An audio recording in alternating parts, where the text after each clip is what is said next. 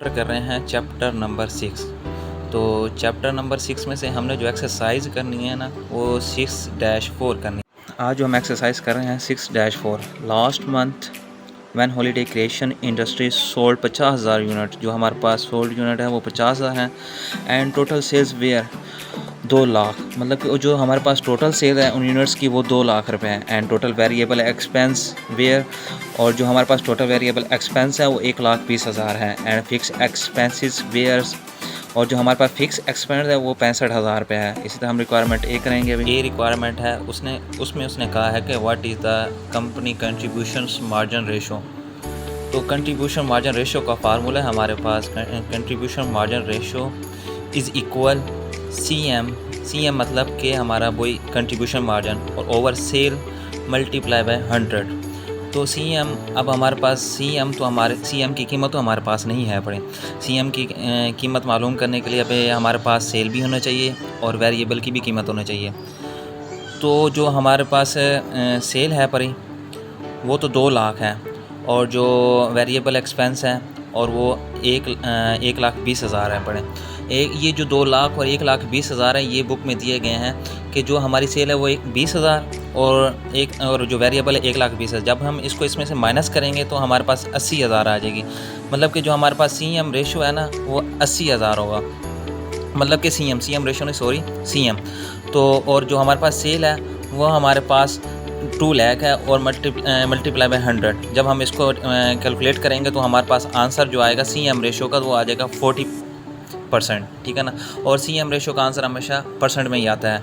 इसको हम दूसरे तरीके से भी कर सकते हैं, इनकम स्टेटमेंट के ज़रिए। मतलब कि इनकम स्टेटमेंट लिखी, इनकम स्टेटमेंट, उसके बाद टोटल अमाउंट, फिर हम लिखेंगे पर यूनिट, और उसके बाद हम लिखेंगे परसेंटेज। ठीक है ना। परसेंटेज लिखने के बाद हम पहले लिखेंगे सेल। अब सेल हमारे पास जो मतलब कि बुक में हमें दी गई है वो दी गई है 2 लाख। ठीक है। और सेल की हमेशा परसेंटेज जो होती है वो 100% ही होती है, और इसके हमें यूनिट्स भी दिए गए हैं और वो हैं 50,000। अब हमें पर यूनिट मतलब कि ये पता नहीं है कि एक यूनिट कितने का है, तो हम 2 लाख तकसीम 50,000 करेंगे ना तो हमारी एक यूनिट की कीमत निकलेगी। मतलब कि एक यूनिट हमारा एक यूनिट इतने रुपये का या इतने का फ़रोख्त किया या सेल किया, जो भी किया हमने 4 आ जाएगा। उसके बाद वेरिएबल भी हमारे पास वही 50,000 यूनिट आ जाएंगे, और इसकी कीमत हमें दी गई है 1,20,000 बुक में। ठीक है।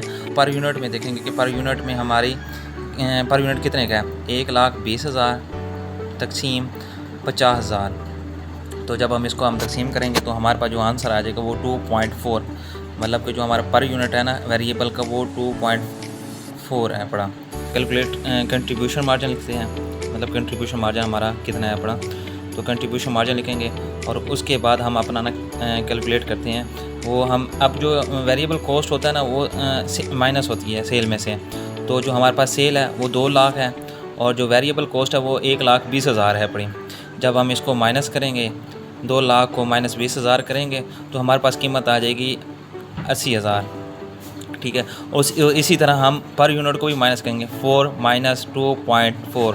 और जो हमारे पास सी एम मतलब कंट्रीब्यूशन मार्जिन की जो हमारे पास पर यूनिट सेल होगी, पर यूनिट जो हमारे पास होगा वो 1.6 होगा। और अब हम इसी तरह हम देखेंगे कि अब हमने पिछली जो हमने ए रिक्वायरमेंट की पीछे, तो उधर 40% जो सी एम रेशो हमारे पास 40% निकला था। तो अब 40 में से जब हम मतलब कि 100 माइनस करेंगे तो हमारे पास 60 आ जाएगा। और इसको हम दूसरी तरह भी कर सकते हैं, सी एम रेशो वही formula C M over sale multiply by 100। वो हमने मतलब अमाउंट में निकाला था। अब हम कीमतों से भी निकाल सकते हैं। अब सी एम की कीमत हमारे पास कितनी है 1.6 और सेल की कीमत कितनी है 4 मल्टीप्लाई बाय 100। जब हम इसको कैलकुलेट करेंगे तो ये भी 40% ही आ जाएगा।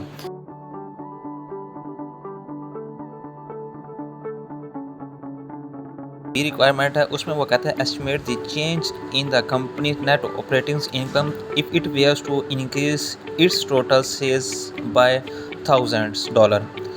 वो कहना चाहता है कि अगर हम अपनी जो सेल है वो $1,000 इंक्रीज़ करें तो नेट ऑपरेटिंग इनकम में कोई फ़र्क पड़ेगा, मतलब इंक्रीज़ होगी या डिक्रीज़ होगी। तो हम ये करके देख लेते हैं। तो हम ऐसे 20 जूस लिखेंगे, 20 जूस के बाद हम लिखेंगे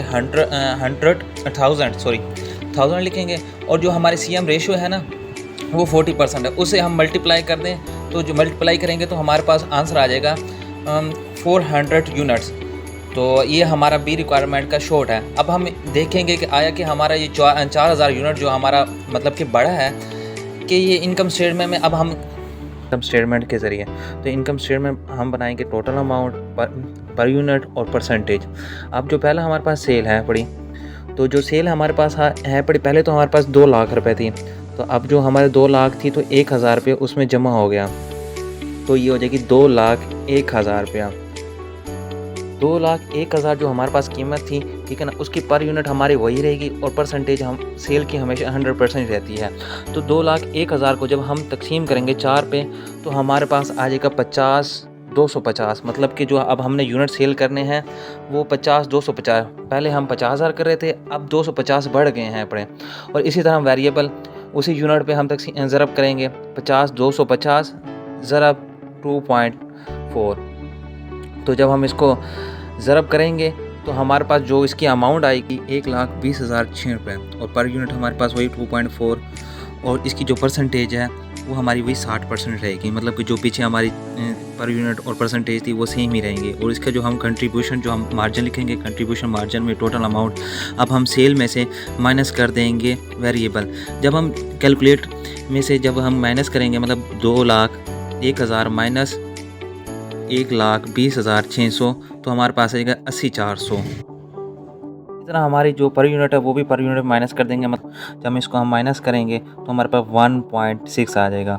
और इसी तरह परसेंटेज को भी 100 में से जब 60% करेंगे तो 40% हमारे पास आ जाएगा।